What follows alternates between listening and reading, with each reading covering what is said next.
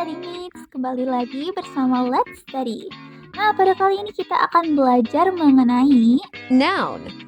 ini merupakan materi yang mendasar dan menarik nih untuk dipelajari. Nah, sebelum dimulai, tidak lupa kita memberikan big thanks karena bahan pembelajaran ini dibiayai oleh donatur Let's Study. Okay, before we start, I would like to introduce myself to the new friends. Study Mates, perkenalkan aku Kak Marin Lee. Aku mahasiswa Universitas Indonesia dari jurusan sastra. Sastra apa ya? Aku dari sastra daerah untuk sastra Jawa. Hah? Lah kok gitu, Kak? Kenapa ngajar bahasa Inggris? Yes, aku sangat tertarik dengan budaya Indonesia, Study Mates. And I used to live in the United States for about 3 years. Lalu aku kembali ke Indonesia dan ikut lomba-lomba yang ada di ranah English Public Speaking.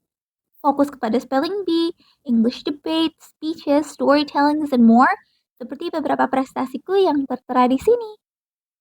Aku punya visi untuk introduce Indonesia's culture to the world, dan aku bisa melakukan itu dengan bahasa Inggris. So here I am teaching you study mates who can achieve something greater too. Salam kenal ya study mates. Kalau begitu langsung saja kita masuk ke pembelajaran kali ini. Let's go! Alright, study mates, hari ini kita akan mempelajari mengenai noun. Noun itu kalau ditranslate langsung ke bahasa Indonesia artinya kata benda. Nah, kita harus juga tahu definisinya itu apa. Kata benda itu kata yang digunakan untuk menamai benda. Kata benda merujuk pada seseorang, tempat, sesuatu, peristiwa, zat, dan mutu. Nah, di dalam noun juga ada jenis-jenisnya. Jadi bercabang ya, jenis-jenis kata benda atau jenis-jenis noun. Kita lihat yang pertama, ada yang berdasarkan bentuknya, based on its form. Yang pertama ada abstract noun, kata benda abstrak. Kata benda abstrak adalah kata benda yang tidak dapat ditangkap oleh panca indera. Kata benda ini merujuk pada ide, perasaan, konsep, atau kualitas yang tidak memiliki bentuk fisik. Seperti contohnya, idea, feeling, happiness, concept, or plan. Itu tidak ada bentuk fisiknya. Gimana bentuk fisik happiness? Gimana bentuk fisik idea?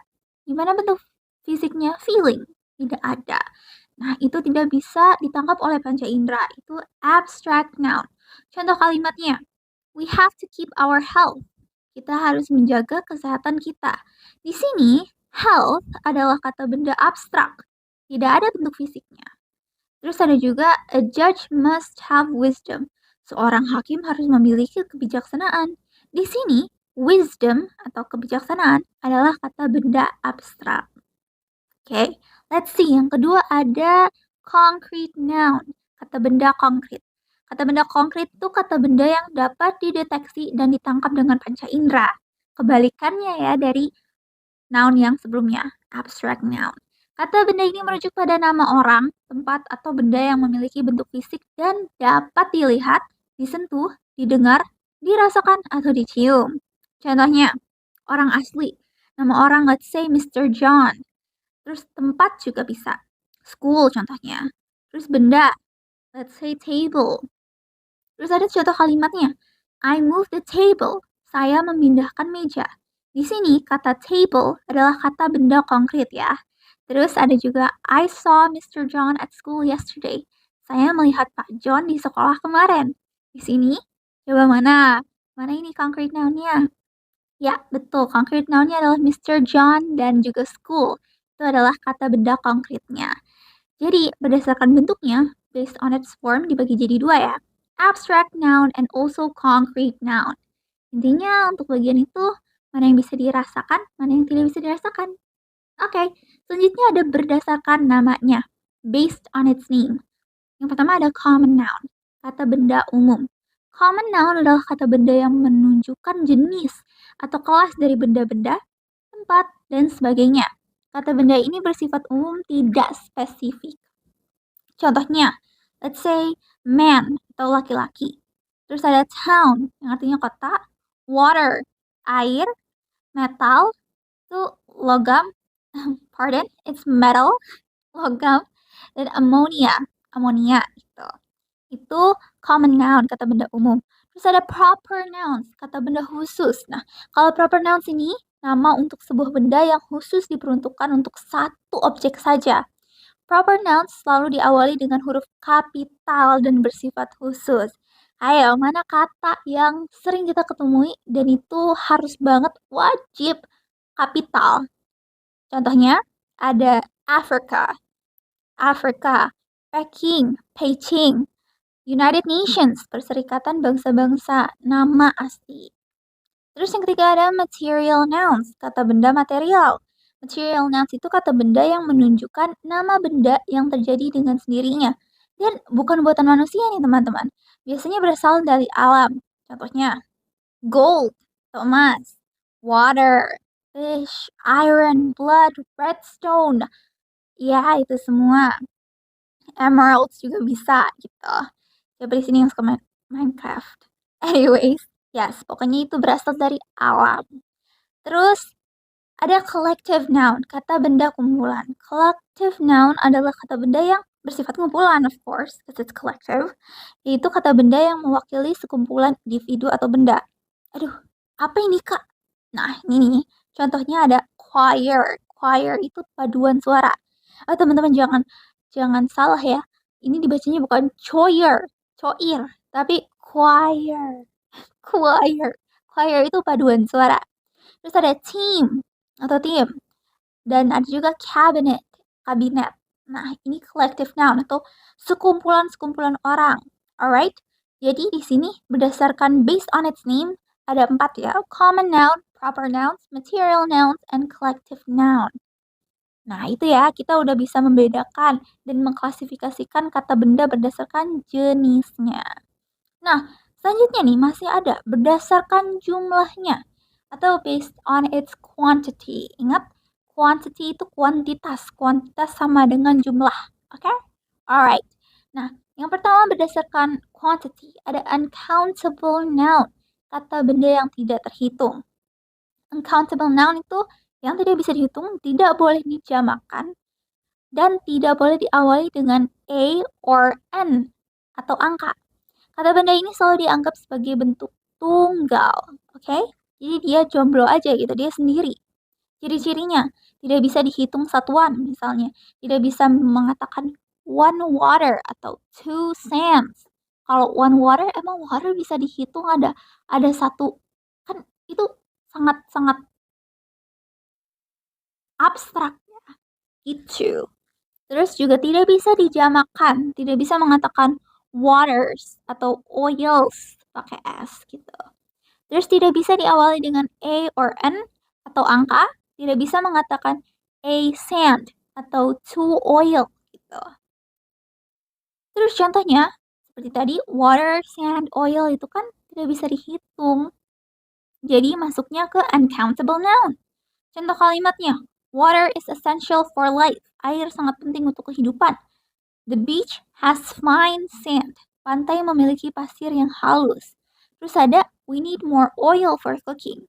Kita perlu lebih banyak minyak untuk memasak. Oke. Nah, selain itu ada juga countable noun, kata benda terhitung. Countable noun adalah kata benda yang bisa dihitung. Kebalikannya ya tadi dari uncountable. Boleh dijamakan dengan menambahkan s or es, dan boleh diawali dengan a or n atau angka. Ciri-cirinya nih, bisa dihitung satuan, misalnya bisa mengatakan one book atau three cars. Bisa dijamakan juga dengan menambahkan s or es, misalnya books or cars. Terus bisa diawali dengan a or n atau angka, misalnya a book atau two cars. Ya, nah contohnya tadi ada book sama car, itu masuknya countable noun. Nah, ada juga pembagian countable noun. Ada NC-SING, NC-SING, kita singkat. Itu artinya singular countable noun, bentuk tunggal dari kata benda terhitung. Contohnya ada a book, sebuah buku. Terus ada one car, satu mobil. Nah, itu untuk countable noun dalam bentuk tunggal dan jamak. Ada juga NC plural, jamaknya. Itu dibagi lagi. Regular plural nouns, kata benda jamak reguler. Regular plural nouns adalah kata benda jamak yang dibentuk dengan menambahkan akhiran s atau is. S pada bentuk tunggalnya. Ini aturan umum ya, bisa menambahkan S pada kata benda yang berakhiran huruf mati atau vokal selain S, X, Z, C, dan Sh. Tambahkan IS pada kata benda yang berakhiran S, X, Z, C, and Sh. Ya. Contohnya, book jadi books, girl jadi girls, table jadi tables, class jadi classes. Nah, ini lihat ya, jadi teman-teman ini ada cheat sheet atau contekannya. Tambahkan S pada kata benda yang berakhiran huruf mati atau vokal selain S, X, Z, Sh, and Sh. Sedangkan kalau IS, kita bisa menambahkannya pada kata benda yang berakhiran dengan S, X, Z, Ch, and Sh. Gitu ya. Nah, ada contoh kalimatnya. The books are on the table. Buku-buku itu ada di atas meja. The girls are playing in the park. Gadis-gadis bermain di taman. We need more tables for the event. Kita membutuhkan lebih banyak meja untuk acara tersebut. The classes are full of students. Kelas-kelas penuh dengan siswa. NC plural jamak, irregular atau tidak beraturan. Kalau irregular plural nouns adalah kata benda jamak yang tidak mengikuti aturan umum penambahan S atau IS. Bentuk jamaknya perlu dihafal karena tidak mengikuti pola reguler, guys. Contohnya, mouse, pakai S jadi mice. The mice are running in the field. Tikus-tikus itu sedang berlari di lapangan. Atau fish, itu jadinya fish pakai beberapa ikan masih menggunakan bentuk yang sama ya. Jadi kayak, we caught 3 fish. Kami menangkap tiga ikan. Terus ada child. Child jadi children, bukan child jadi childs, tapi child jadi children. The children are playing outside. Anak-anak sedang bermain di luar. Nah, ada penggunaan kata kerja yang sesuai. Ketika menggunakan kata benda jamak, kata kerja harus disesuaikan dengan bentuk jamak atau tunggalnya, teman-teman. Jadi, kalimatnya, let's say the man is or are there. The correct form, bentuk yang benar itu, the men are there. Para pria ada di sana. Terus ada, kalau the man go or goes there, adanya, yang benarnya itu, the man goes there. Pria itu pergi ke sana. Your wives are or is pretty. The correct form, yang benarnya itu, your wives are pretty. Istri-istri Anda cantik gitu. There's a children play or plays Mobile Legends. Yang benarnya, the correct form is a child plays Mobile Legends. Seorang anak bermain Mobile Legends. Bisa juga kita ganti jadi children play Mobile Legends. Anak-anak bermain Mobile Legends. Nah, itu ya. Jadi ada perbedaannya untuk child, and children. Kita bisa lihat perbedaannya di dalam kuantitasnya juga berapa banyak. A child itu satu orang, seorang anak saja. Sedangkan kalau children itu banyak. Next ada suffix atau akhiran dalam membentuk kata benda. Suffix itu imbuhan yang ditambahkan pada akhir kata untuk membentuk kata benda dari kata dasar. Nah, di sini ada beberapa contohnya ya. AC menunjukkan keadaan atau kualitas. Contohnya democracy, itu artinya demokrasi. Nah, selanjutnya ada AW, menunjukkan sesuatu yang berkaitan dengan. Example-nya adalah rival, artinya kedatangan. Terus ada menunjukkan seseorang yang melakukan suatu pekerjaan. Contohnya teacher, or, seperti doctor. Terus ada kingdom. And acceptance is jadi artistness, happiness, ship, friendship, validity, ian jadi decision, meant jadi development, hood contohnya childhood. Terus ada juga contoh kalimat dengan suffix brotherhood. The sense of brotherhood was strong among the team members. Rasa persaudaraan sangat kuat di antara anggota tim. Terus ada freedom. The country celebrated its freedom. Negara tersebut merayakan kemerdekaannya. Terus ada validity. The validity of the research was confirmed. Validitas penelitian tersebut telah dikonfirmasi. Terus ada kingdom. The kingdom was vast and prosperous. Artinya kerajaan itu luas dan makmur. Terus friendship. Their friendship grew stronger over the years. Persahabatan mereka semakin kuat seiring berjalannya waktu. Trial. The trial was challenging but necessary. Percobaan tersebut menantang namun perlu. Nah, ada juga fungsi noun, teman-teman. Yang pertama ada as subject, pelaku tindakan.